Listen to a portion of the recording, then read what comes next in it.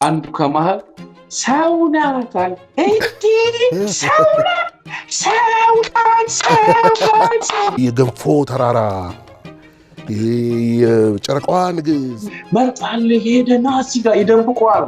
ጉያቸው ደብቆ የለም ይሉታል። በእነሱ ውስጥ የፈለከውን ካራክተር አድርጎ ማምጣት ይቻላል። ወጣቶች ቲያትር ቤት ከተቀላቀልክ በኋላ ቅርጹን ቀይረዋል። ሰለሞን መንግስቴ ጋር ያለኝ ቁርኝት ከራሴ ጋር ያለኝ ቁርኝት ራስን በመውደድ ሳይሆን ከፍ ያለ ነው። ልጆች የምንሰጣቸውን ሜሴጅ የቀየርንበት ጊዜ በሚል የቅርጽ ለውጡ እንደ አንድ የህፃናት ቲያትር ዘመን ውሸት ልጆች መዋሸት መጥፎ ነው፣ መዋሸት ጥሩ አይደለም እያልክ ከምታስተምራቸው ይልቅ ልጆች ውሸትን እንደ ካራክተር ታመጣዋል።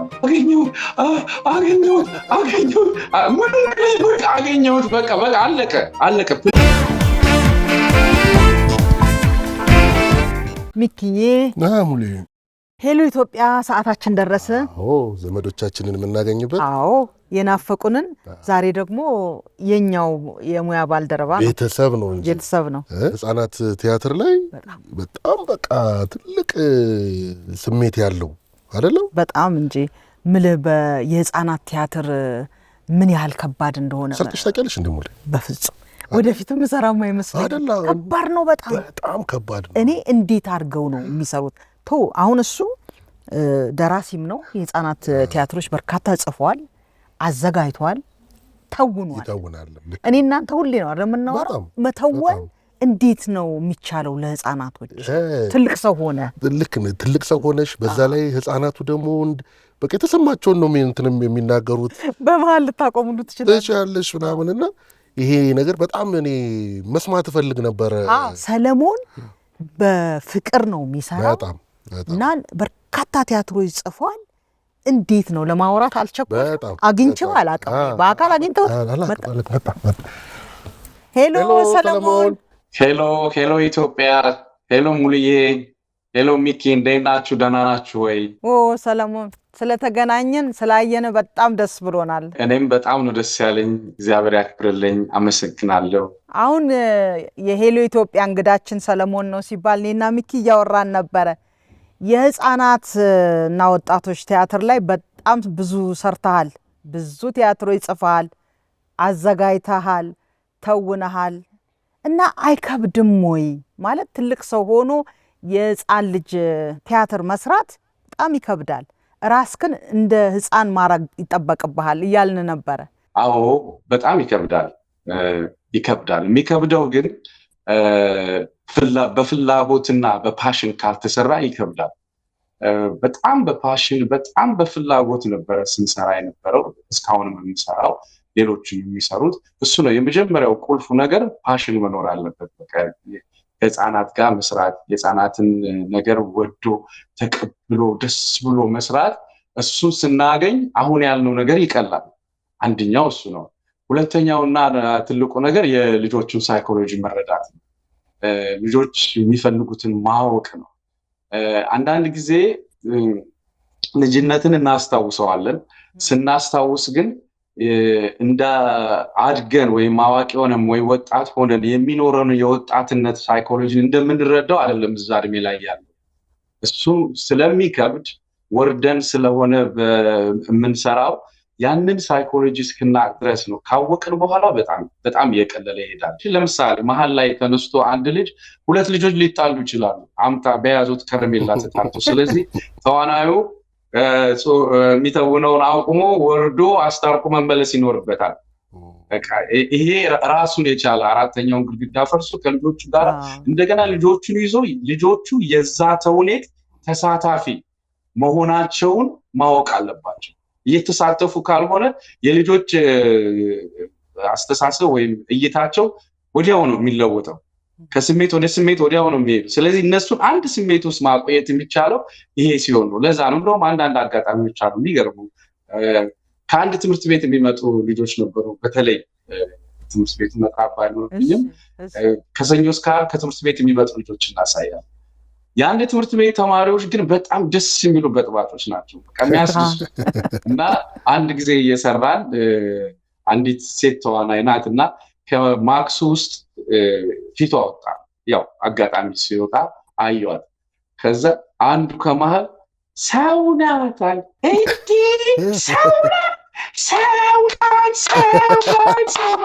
ቅልጥ ያለ ጭብጨባ ተጀመረ። ስለዚህ ያ ተዋናይ ወይም አብሯት ያለው ተዋናይ ወርዶ ልጆቹን አረጋግቶ ይቆማል ማለት ነው። አረጋግቶ ተመልሶ ይህንን ለማድረግ ፓሽን ይጠይቃል።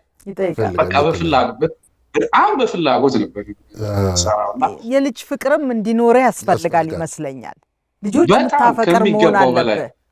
የተለየ ኢማጂኔሽንም ይጠይቃል አይደለም? የልጆችን እንዳልኩ አቴንሽናቸውን ለመያዝም የተለየ ምዕናብ ያስፈልጋል። እነሱን መሆን ያስፈልጋል። ኢቨን አሁን እኔ በጣም የሚያስቀኝ እንትኖቹ ናቸው። ከየት ነው የሚመጣላችሁ ምለው ታይትሎቹ፣ አርዕስቶቹ ይሄ የገንፎ ተራራ፣ የጨረቃዋ ንግሥት አሉ። የሆኑ በጣም የሚገርሙ ታይትሎች አሉ ልጆቹን ለመሳብ የምትጠቀሙ እና ያ ኢማጂኔሽን ከየት ነው የሚመጣው? እነሱን ሆኖ ማሰብ ነው የመጀመሪያው። ያ ማለት ቅድም ያልኩት ነው። የእነሱን ሳይኮሎጂ መረዳት፣ የእነሱን አቅም መረዳት፣ የእነሱን የሚወዷቸውን ካራክተሮች ማወቅ፣ እነሱ የሚወዷቸውን ስቶሪዎች ማወቅ ላይ ነው የሚመጣው። ጽሁፍ የሚጀምረው ሳይሆን ሲያልቅም ሊሆን ይችላል፣ ርዕስ ይሰጠዋል። ስለዚህ ከርዕሱ ጀምሮ ልጆቹን የሚስብ መሆን አለበት። ለምሳሌ የተቀደደው ተራራ የሚል አንድ የኔ ተውኔት አለና የተቀደደው ተራራ ኖርማሊ ከተራራ ላይ የሚንከባለል ድንጋይ ወይም ደግሞ አፈር የሚሸራተት አፈር ምናምን ነው እና ተራራ አይቀደድም። እና የተቀደደ ተራራ ስትል ከሱ ጀምሮ ልጆቹ መሳብ ይጀምራሉ። ያ ነው የሚፈለገው ማለት ነው።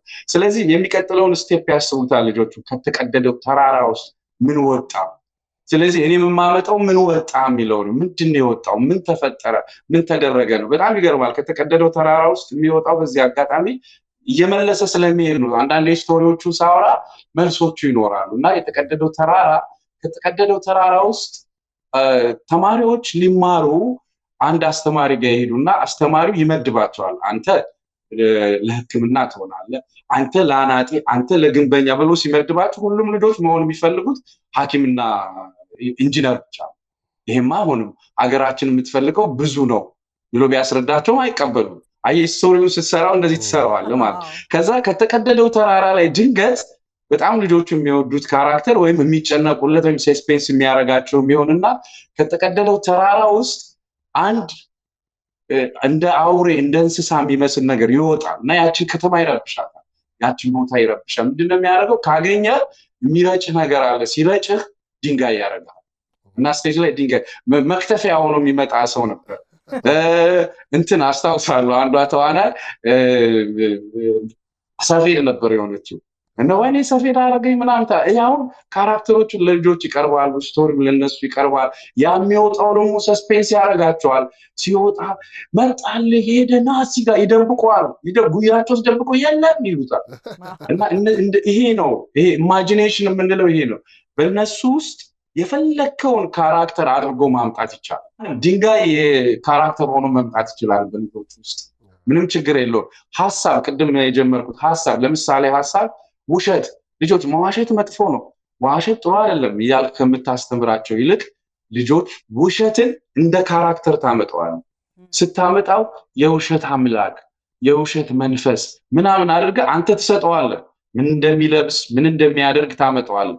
ንፋስ በተፈጥሮ ኃይለኛ ነው ምናምን፣ ለስለስ አድርገህ ካራክተሮቹን የተለያዩ ንፋሶች አድርገህ ለልጆች በሚመጥን መልኩ ታመጣዋለህ። እንደዛ ነው። ህጻናቶችና ወጣቶች ቲያትር ቤት ከተቀላቀልክ በኋላ ቅርጹን ቀይረዋል፣ ሰለሞን ቀይሮታል ይባላል እና እንዴት ነው ያ ለውጥ የተጀመረው?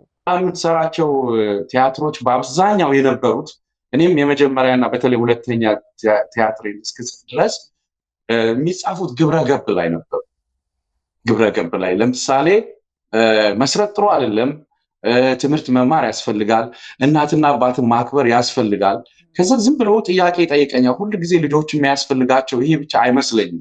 ምክንያቱም ለምሳሌ እኮ የዛሬ 10 ዓመት ወደኋላ ብንመለስ 12 ዓመት የነበረ ልጅ 22 ዓመቱ በዛ ሂደት ውስጥ የሰጠነውን ነው ማህበራዊ አገልግሎት ላይ ሲመጣ ተግባራዊ የሚያደርገው፣ ቤተሰብ ሲመሰርት ተግባራዊ የሚያደርገው። ስለዚህ ልጆች ይዘውት የሚሄዱት አድገውም ሊጠቀሙበት የሚችሉት አይዲያ ትልልቅ ሀሳቡ ላይ ሊሰጣቸው ይገባል። ግን ይሄ ትልቅ ሀሳብ እንዴት ነው ሊሰጣቸው የሚችለው ነው። አሁን እስካሁን ያወራነውን የሚመልሰው ራሱ እሱ ነው። እንዴት ነው የሚሰጣቸው? የአዋቂ የሆነን ትልቅ ግዙፍ ነገር እንዴት እናመጣዋለን? ትልቅ ጭብጥ፣ ትልቅ አይዲያ እንዴት ነው የምናመጣው? ስለዚህ የመጀመሪያው ቲያትሬ፣ ሶስተኛው ቲያትሬ ነው የጨረቃዋ ንግስት ይባላል እና የጨረቃዋ ንግስት ኮንሰፕቱ ወይም ጭብጡ መሰረት ያደረገው ቃል ኪዳን ላይ ነው። የዛ ጋር ብሬክ የሆነው እና ቃል ኪዳን ትልቅ ነው። ቃል ኪዳን ዝም ብሎ ራሱ ፍቅር ይመስላል፣ የፍቅር ቃል ኪዳን ምናምን። ልጆች ቃል ኪዳንን ማክበር ከልጅነታቸው ይዘው እንዲሄዱ ምን አይነት ፕሌሊስት ነው። ከዛ ጊዜ ጀምሮ አይዲያዎች ሁሉ እየተቀየሩ የተለያየ ሀሳቦች ማንሳት ጀመርን። እኔም ሌሎች ጸሐፊዎችም በተለይ ማጅራ የሚለው አሁን ለምሳሌ በነገራችን ላይ ታትማለች ማጅራ። ስለሱ እያወራን ነበር። እቺ ማጅራ ሀሳቧ 5ኛ ፕሌይ ነው። በጣም ብዙ ጊዜ የወደዷት ነው። አሁን የምትሉትን በጣም የምትመልስ ናት። የመጀመሪያው በጣም የተወደደች ነበረች እና አይዲያው አንችልም በሚሉ ልጆች ነው። ሰው ዝም ብሎ በተፈጥሮዬ አልችልም፣ በቃ እኔ ይሄንን ነገር ማድረግ አልችልም ይላል። አዋቂም ይላል አልችልም የልምምድ ውጤት ነው ትችላላችሁ ወደሚለው ኮንሰፕት ይመጣል እና አገራዊ የሆኑ አስተሳሰቦች ሁሉ ለምሳሌ አገርን መውደድ፣ አገርን ማፍቀር፣ ኃላፊነትን መወጣት፣ በተለይ በሀገር ደረጃ ኃላፊነትን መወጣት፣ እነዚህን የመሳሰሉ ትልልቅ ሀሳቦች መጀመሪያ መሰጠት ያለበት ልጆች ላይ ነው። ስለዚህ በእንደዚህ ሀገር ነው ቅርጽ እየተሰሩ ለልጆች እየተሰጡ መምጣት አለበት። በዚህ መልክ ተርን እያደረገ እየተቀየረ የለም። የተቀደደው ተራራ ቅድም እንደነገርኳችሁ በልጅነታችን ዶክተር ሐኪም ብቻ ነበር የምንለው፣ ግን አገራችን እሱን ብቻ አይደለም የምትፈልገው። አገር የሚጠብቅ ወታደር፣ ህዝብን ሰላም የሚጠብቅ ፖሊስ፣ ህንፃዎችን የሚሰራ ግንበኛው፣ አናጺው ሁሉም ነው የምትፈልገው። ሁሉም ሙያ ደግሞ የራሱ የሆነ እኩልነት ብቃት አለ በደንብ ስንሰራው እና ያንን አስተሳሰብ ለመናድ የተሰራ ትልቅ ነው። እውነት አሁን እንደተባለው ይሄ የቅርጽ ለውጥ ትልቅ ለውጥ የጭብጥ ለውጥ መሆኑ በጣም ትልቅ ነገር ነው።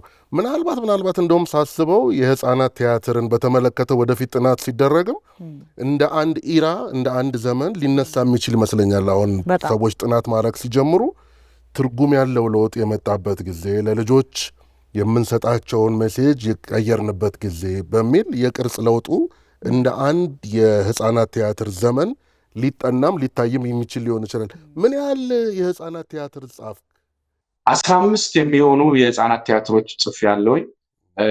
የመጨረሻው 15ኛ ቲያትሬ የሰማይ ልጆች ይሰኛል። አሁንም በመድረክ ላይ ነው ያለው። ሁለቱ አነስተኛ ማለት የአጭር ጊዜ ተውኔቶች ናቸው። ሌላው የረጅም ጊዜ ተውኔቶች ናቸው 13ቱ። የኢትዮጵያ ቴሌቪዥን የልጆች ፕሮግራም ላይ በተከታታይነት የታዩ 3 ድራማዎች አሉኝ። በተለይ ትንሹ ሙዚቀኛ በጣም ስሙን ብጠራው ችግር የለም፣ ፋሲል ነበር። ፋሲል ዘፋኙ ትንሹ ሙዚቀኛ እኔ ነኝ ትንሹ ሙዚቀኛ ያልኩትና ከዛ ነው ስሙ የተወሰደ። እዛ ላይ ነው መጀመሪያ የታየው እና ትንሹ ሙዚቀኛውን ካራክተር የሰራው እሱ ነው። እንደ ሙዚቃዊ ድራማም ባይሆን እንደዛ አይነት ይዘት የነበረው ነው። በልጆች ነበር የተተወለው። 8 ክፍል ሄዷል። ለ3 ጀነሬሽን እኔ እንኳን እያለሁ ታይቷል። 3 ጊዜ ይታይ ነበር። አንድ ልጆች ሲያድጉ እንደገና እየቆየ በ5 ዓመት ኢንተርቫል እንደዛ አይነት ነገርና 3 ጊዜ ታይቷል። አንዱ አደራ ይባላል፣ እሱም ረጅም ጊዜ ታይቷል። ሌላ የሬማ ጫካ የሚል 6-7 ክፍል ሄደ እኔም የተወልኩበት እና ሌሎች አጫጭሮች አሉ። የአዋቂ ቲያትር፣ የወጣቶች ቲያትር፣ ያልተነበበው መጽሐፍ የሚል እዛው ህፃናትና ወጣቶች እንደገና በተጨማሪ ሀገር ፍቅርም ራስ ቲያትርም የታየ የሮብ ማታ የጻፍኳቸው አሉ። ተስፋ የሚል እና እንዲሁ ሌላ ቦታ የጻፍኳቸውም አሉ። አንድ በጣም የምወደው ፊልም አለኝ በጊዜው ያልሰራሁት አባራብ ቸንፈር የሚል በትልቅ ፕሮጀክት ሊሰራ የተያዘ ነበር። አባራብ ቸንፈር ይባላል።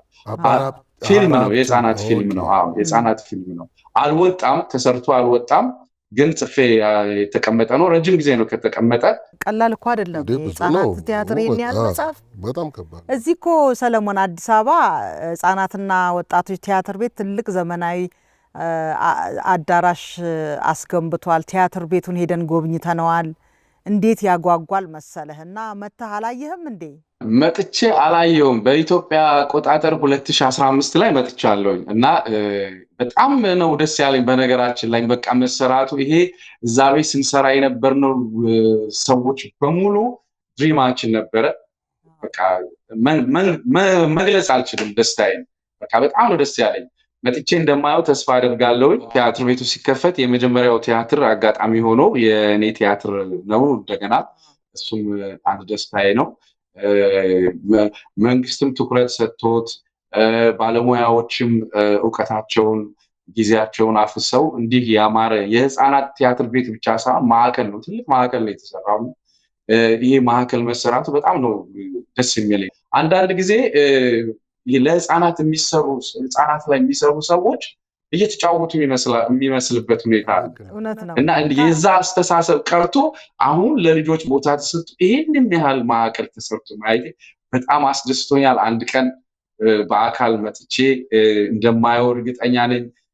እንደምተውንበት ሙላ የሚሰማኝ ሌሎች ጽሁፎችም እንደማመጣ እርግጠኛ ነኝ። በጣም ደስ እጅግ በጣም ነው የሚያስደስተው። ሰለሞን ብታየው ስቴጁ በጣም ነው የሚያምረው። ልክ እዛ ላይ እኛ ትርኢት ሁሉ አቀረቡልንና አየን። በዛ ላይ እንደገና በውስጡ ሲኒማ ቤት ሁሉ አለው። ስለዚህ ፊልሞችህ ሊታዩ ይችላሉ ማለት ነው። ያው እንደምታውቀው ልጆች ስለ አንድ አገራቸው በጥበብ መልኩ ተዋስቶ ሲቀርብ እንዴት ልበል ህሊና ያለው ትውልድ ይፈጠራል። የሚያገናዝብ ትውልድ ይፈጠራል። በጥበብ እየተዋዛ ስለ ባህል፣ ስለ እሴቱ፣ ስለ ሀገሩ እንደዛ ነው ያረጋችሁት እናንተና ትልቅ ነገር ነው። በዛን ጊዜ ግን ተመልካቾች እንዴት ነው ከወላጆች ጋር አብረው ነው የሚገቡት የነበረው? አዎ በጣም ደስ የሚል ጥያቄ ያነሳቸው። አዎ ማለት በተደጋጋሚ ከሚመጡ ወላጆች ጋር ራሱ እንደ ወዳጅ መሆን ጀምረን ነበር እና በጣም ተመስጠው ነው የሚያዩት። ይረሱትና አብረው ተሳታፊ ይሆናሉ። ወላጅ ራሱ ማለት አይደለም ከዛ ትዝ ሲለው ወላጅ እንደሆነ ሰብሰብ የሚለው ነገር ያው እናያለን። ከስቴጅም ውጭ ሆነ እናያለን። አንዳንዴም በስቴጅ ላይ ሆኖ ፊት ለፊት ስለሆነ ግንኙነቱ ይታያል እና የሚገርሙ ወላጆች በዚህ ውስጥ የሚገርሙ ወላጆች አሉ። በጣም ብዙ ጊዜ ልጆቻቸውን ይዘው የሚመጡ በጀርባ ይዘው መጥተው የተሰራውን ስራ አድንቀው እንዴት ልጁ እንዴት ተጠቃሚ እንደሆነ ያን ቲያትር በማየቱ ምን አይነት ለውጥ እንዳመጣ ተናግሮ የሚሄዱ የሚደንቁ ወላጆች ነበሩ። ትልቅ ነገር ነው። ኢቲቪ ሰራህ እንዴ? ኢቲቪ የልጆች ፕሮግራም ላይ ሰርቻለሁ። እንደውም ኦልሞስት ወደዛ ሙቭ ላደርግ ሁኔታዎች ነበሩና ወይ ወደዚህ አድልቼ እንደሆነ አላውቅም። ብቻ ግን ኢትዮጵያ ቴሌቪዥን ትዝ ይላችኋል? ለምሳሌ ላይን ኪንግ ሲተረጎም እነሱን ድምጾች ከወቅቱ ከነበሩት አዘጋጆች ጋር አብሬ ሆኜ ሰራ ነበረ። በተለይ የወንዶቹን ድምጽ በአብዛኛው ፊልሞቹን ትራንስሌት ሲደረጉ እኔ ነበርኩ የምሰራቸው። በአብዛኛው ፕሮግራሞች አቀርብ ነበር። 1-2-3 ጊዜ ፕሮግራሞች ላይ ማቅረብ ጀምሬ ነበረ። ኦልሞስት በቃ ተቀጥሬም ባይሆን በፍሪላንስ ደረጃ በደንብ ሰራ ነበር። 2 ቲያትሮች ይመስሉኛል ወደ መጽሐፍ ተቀይረዋል እና ማስተማሪያም ናቸው እስካሁን ድረስ። የትኛው ቲያትሮች ናቸው? መጽሐፎቹ የትኞቹ ናቸው? ትክክል ነው። አንደኛው ቅድም ያሳየኋቸው አጋጣሚ ይዣቸዋለሁኝና እዚሁ ጋር ስላለሁኝ ማጅራ ነው። ማጅራ ቅድም የነገርኳችሁ ስቶሪ ነው። ይሄ በ2003 ዓመተ ምህረት በኢትዮጵያ አቆጣጠር ነው ያሳተምኩት እና ያው ህፃናትና ወጣቶች ቲያትር ቤት ወደ ዩኒቨርሲቲ አካባቢ እንዲህ በየቦታው ነው የተሰራጨው። ለሽያጭ አልቀረ የተወሰነ የዛ ጊዜ አይ ቲንክ ጓደኞቼ የተወሰነ ቦታዎች ላይ ወስደው እኔ ከወጣሁ በኋላ ሰጥተውልኛል። እንደ መማሪያም ሰው የህፃናት ቲያትር እንዴት ይጻፋል ሲል እችን ያያል በሚል ነው የታተመው። እችኛው የብር ላይ ነዋሪዎች ናት። እችን አሁን የመጣው ጊዜ ናት። 2015 በኢትዮጵያ አቆጣጠር ነው የታተመው። ወደፊት ግን ያሉትን በሙሉ አሳትማቸዋለሁኝ እንዲሁ በተለይ 2-3ቱን አንድ ላይ ያደረኩኝ ያሳትማቸዋል። ጥሩ ዜና ነው። በጣም የሚገርም የብር ላይ ነዋሪዎች አዎ የሚገርም ኢማጂኔሽንህንም እኮ የሚያሳይ ነው። ምንድን ነው እያልኩ እያሰብኩ ነበር። ብሩ አለ አይደል? እዛ ላይ ያለው ገብሱ፣ አንበሳው፣ ሰውየው በራሱ እንደውም ቢነግረን ነው የሚሻለው። እስቲ ምንድን ነው እንዴት አሰብከው? ኢማጂኔሽንህን የሚያሳይ ነው እኮ የምናብ ብቃትህን የሚያሳይ ነው። ስንጽፈው በ2006 ያው ብዙ ጊዜ ለረጅም ጊዜ አልመጣም ልጆች አሳዳጊ ስለሆንኩኝ ለአንድ ወር አንዳንዴ ለአንድ ወር ከ15 ቀን ከበዛ 15 ቀን አልፌ አላውቅም እና ለአንድ ወር ከ15 ቀን መጥቼ የህፃናት ቲያትር ጽፌ መመለስ እንዳለብኝ ገባኝ 2006 ላይ ማለት ነው። ከዛ መጽሐፍ ነው ጭብጥ አለኝ። ጭብጡ ምንድነው? ስደት ነው። ከቅድሙ ጋር በጣም ይገናኛል። ስደት በጣም ከባድ ነው አይደል? አሜን። ልጆች ወላጆቻቸው ይዘዋቸው ይሰደዳሉ ሳያውቁ፣ ግን አድገው ደግሞ ሊሰደዱ ይችላሉ።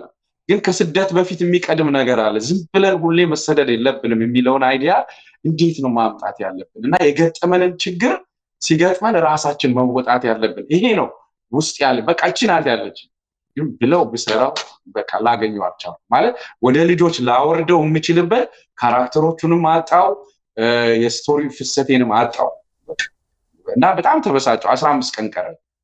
ከዛ እኔና ጓደኛዬ ከሰሜን ሆቴል ከፍ ብለን ሻይ እየጠጣን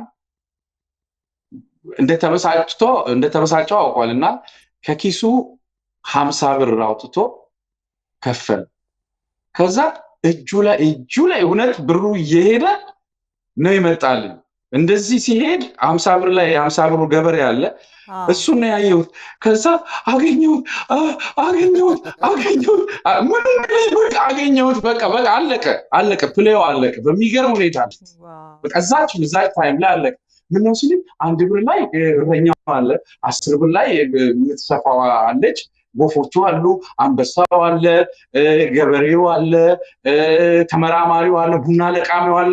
በቃ ካራክተሮችን አገኘዋቸው። ታዲያ እንዴት ሲል አንበሳውን አስበው በቃ እዛው መጣ። ካራክተር ማግኘት በጣም ደስ የሚል ስለነበረ አገኘሁት። ስር ላይ የሚኖሩ ሰዎች ካራክተሮቹ ብሩ ላይ ያሉት ናቸው እንዳለ በሙሉ እነሱ ናቸው። ስቶሪ በዚህ መንገድ ነው የተሰራው። በጣም የምወደው ፕሌይ ነው። በቃ የህፃናት ፕሌይ በጣም እኔ ከጻፍኳቸው እነዚህ 2 ያሳተምኳቸው በጣም ወዳቸዋለሁ እና የተቀደደው ተራ አሁንም በፍቅር ነው የምታወራውና መቼም የጥበብ ሰውና ሀገር ቁርኝታቸው ጠበቅ ያለ ነው። እንዲሁ ወተህም በጣም ያስቸገረህ ይመስለኛል ሰለሞን። በዚህ ምክንያት ተመልሰህ እንደውም ከወጣህበት መስሪያ ቤት እንደገና ተቀጥረህ ነበር የሚል ወሬ ሰምተናል። በጣም መግለጽ አልችልም። እንዲህ ልግለጸው። ውጭ ሀገር ሰው ከሰለሞን መንግስቴ ጋር ያለኝ ቁርኝት ከራሴ ጋር ያለኝ ቁርኝት ራስን በመውደድ ሳይሆን ከፍ ያለ ነው። የሆነ ማቀው የዛኔ ደግሞ በጣም ወጣት ነኝ። ማቀው ወጣት ልጅ ነው ሰለሞን መንግስቴ። ህፃናት ቲያትር የሚወድ የሚጽፍ ትወና የሚወድ በጣም ሌላ የሚያዋቂ ፕሌዎች ላይ ብዙ ተውናለሁ እና በጣም እንትኔ ከዚህ ጋር እጅግ ቀን ከሌሊት ይሄ ነኝ። እማራለሁ 6 ኪሎ ነበር ከዛ ጊዜ በቃ ሁሉ ነገር እሱ ነው። ከዛ እንዲህ ስገልጸው አይ ቲንክ ለኔም ጥሩ ይሆናል። ሰለሞን መንግስቴ የሚለውን ያዝና ልክ ፕሌዩኑ ተነስቶ አሜሪካን ሀገር አርፌ ከስተም ቢሱ ጠርቶ መንግስቴን አወጣው እና ሰለሞን አለሙ ዌልካም አለኝና የዛ ጊዜ ሌላ ስብህና እንደሆነ በቃ ጀስት ክሊክ አደረገብኝ። አጋጣሚም በምቆይበት ጊዜ ስራ አልጀመርኩም። ረጅም ጊዜ ስራ ሳልሰራ ቆይቻለሁና በጣም ከባድ ጊዜ ነበረ። ከሰለሞን ሌላ ሰለሞን ጋር ሰለሞን 4 ኪሎ ጋር የሚሮጥ የሆነ ቀጭን ነበር። ህፃናትና ወጣቶች የሚሮጥ የሚመጣ የሆነ ማቀው ወንድሜ የማቀው የሆነ እውነቴ ነው። እንደዛ እየሆንኩ ነው የመጣሁት ነበር። ምንም መጽሐፍ የለም፣ ምንም ነገር የለም። ምንም ቀጥ ነው ያለው ቀጥ። ከዛ ያው በምክንያቶች ተመለስኩኝ። አዎ እውነት ነው። ከተመለስኩ በኋላ ህፃናትና ወጣቶች ቲያትር ቤት ዶም በፊት ሲሄድ ከነበረኝ ደሞዝ ከ6 ወር በኋላ ነው የተመለስኩት። ከፍ ባለ ድጋሚ ተቀጠርኩኝ በቃ ድጋሚ ወዲያው መተወን ጀመርኩ፣ መጽሐፍ ጀመርኩኝ። የዛ ጊዜ አጋጣሚ ሆኖ ብዙ ስራዎችን ሰራው፣ የቴሌቪዥን ስራዎችን ሰራው። እኔ ያልጻፍኩትም አልደመቁ የሚል ተከታታይ የገጠር ስራ በጣም ተወዶ የታየ 120 ላይ ሰራው፣ ተወንኩኝ። ሌሎችም ስራዎች የሮብ ማታ ተከታታይ ፊልም ሰራው። አብራክ የሚል ፊልም የዛ ጊዜ ነው መሪ ተዋናይ ነበርኩኝ። በደንብ ታይቷል። ጊዜው ቢሆንም በደንብ የታየ ፊልም ነው። እዛ ላይ መሪ ተዋናይ ሆኜ ሰራውኝ። እንደገናም ከሆኑ ወራቶች በኋላ ብሔራዊ ቲያትር የትወና ማስታወቂያ ወጥቶ ብዙ ሆነን ተፈተንን። አጋጣሚ እኔ አለፍኩኝ። ለ9-10 ዋና ተቆጣጣሪው ላይ ፖስታ ቤት ሹሙን ሆኜ ይሰራ ነበረ። ከዛ እንደገና ቤቱ ለሁለተኛ ወይም ለሶስተኛ ጊዜ ሲወጣ ልምምድ ላይ ነበርኩኝ። አንደኛውን ተከራይ የምሰራው ነው ነበርኩኝ። ልምምድ ላይ ነበርን የመጨረሻው አካባቢ ላይ። እኔ ከወጣው በኋላ ድጋሚ ወጣው። ያው በህይወት አጋጣሚ እንደገና ድጋሚ ወጣው። አንዴ ተመልሼ ወደዚህ መጣውና እንደዛ አይነት ሁኔታዎች ውስጥ ነበርኩ። ግን ብዙ ስራ በዛ ኢንተርቫል ውስጥ ትምህርቴንም አቋርጬ ነበር። ትምህርቴንም ጀመርኩ። ብዙ ነገሮች ሰራው። 1 ዓመት ከምናምን ነው ተመልሼ የቆየሁት። ግን ሁሉም ነገር ህይወት ደግሞ መልሳ አይደል? ሰለሞን አለሙ ወደ ሰለሞን መንግስቴ ተመለስ። ወደ ሰለሞን መንግስቴ ተመልሼ እንደገና ወደ ሰለሞን አለሙ መጣሁ። አዎ አንዳንድ ጊዜ ሰው ምንም ለጥበብ ጋር ያለኝ ነገር ቁኝት ከፍ ብልም ሰው ደግሞ ለራሱ ብቻ አይኖርም። አንዳንዴም ለሌላ ሰው ይኖራል። አሁን ታዘጋጃለህ፣ እዛ የጥበብ ምሽቶች ታዘጋጃለህ፣ ለህፃናት እዛ ላሉ ህፃናት ታዘጋጃለህ። ምክንያቱም አሁን 2ኛ 3ኛ ጄኔሬሽን ህፃናት አሉ እዛ ኢትዮጵያውያን። እነሱም ከሀገራቸው ጋር የሚያገናኛቸው ነገር ያስፈልጋልና እነሱን ነገሮች እያሰብክበት ነው ወይ እየሰራህ ነው ወይ? ልክ ነው። ያው አንድ የጥበብ ምሽት አለን እዚሁ። እኔ የምኖረው ኦሃዮ ውስጥ ኮሎምበስ የሚባል ሲቲ አለ። እዛ ነው የምኖረው። ብዙ የኢትዮጵያን ኮሚኒቲ አለ። በጣም ወርቅ የሆነ ኮሚኒቲ አለ። በጣም ደስ የሚል ኮሚኒቲ አለ። እዛ ውስጥ ነው የምኖረው። በጣም ተግባብቶ ተፋቅሮ የሚኖር የኢትዮጵያ ኮሚኒቲ አለ። እዛ ውስጥ ነው ያለሁት። ምንድነው የጥበብ ምሽታችን አሁን 5ኛ ዙር በኮቪድ ምክንያት ኮቪድ ብዙ ነገር ገጥቷል። በኮቪድ ምክንያት ተቋርጦ ነበር። 5ኛ ያደረግነው አሁን ስም አለን። በተለይ ከላስት 3 ጀምሮ ሀገሬ የተሰኘ የጥበብ ምሽት አለን። በዚህ ጥበብ ምሽት ላይ በርከት ያሉ ድራማዎች፣ በተለይ ድራማዎቹን አስለምደናል። ማለት በደንብ አጥንተን ነው እና እኔ የማጥኛውን ጊዜና በጣም ደስ የምትለኝ በቃ የሆነ የኔን ነገር ይመልስልኛል። እንገናኛለን፣ እንደዋወላለን፣ የቤት ይመጣል፣ እናጠናለን፣ ይዘጋጃል እና እንዴት እንደሚያስደስተኝ እና ለምደዋል። አንድ ኮሜዲና አንድ የዋን አክት ፕሌይ እና አንድ ሌላ ደግሞ አጠር ያለ ጭውውት ኮሜዲ ለምደዋል። እነዚህን እንሰራለን። ግጥሞች የሚጽፉ አሉ።